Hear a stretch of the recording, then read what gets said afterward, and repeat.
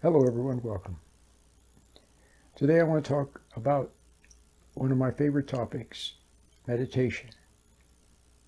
I call it meditation because it's a good term for it.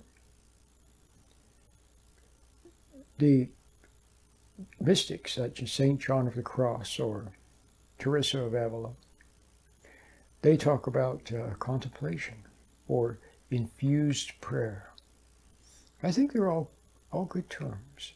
I use the term meditation, not in a technical sense, but in just a general way of referring to something to do to get centered, to get out of your squirrel cage of thought.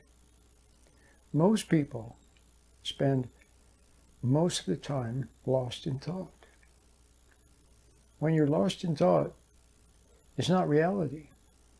It's a virtual, it's not even reality. It's just a virtual something or other.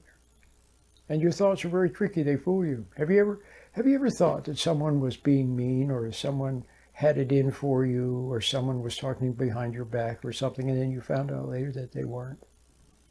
See, your thoughts can be very tricky. So, let's talk about meditation. What is it? It's very simple. It's so simple.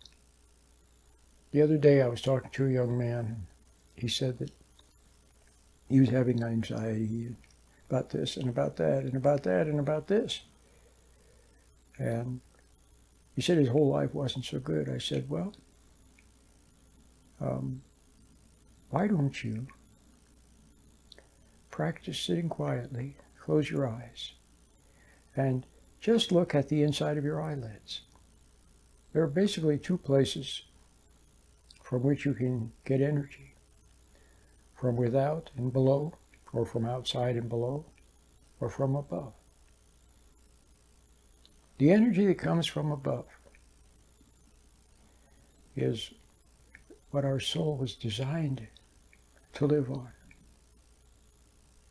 It's the energy from God. It's God's light.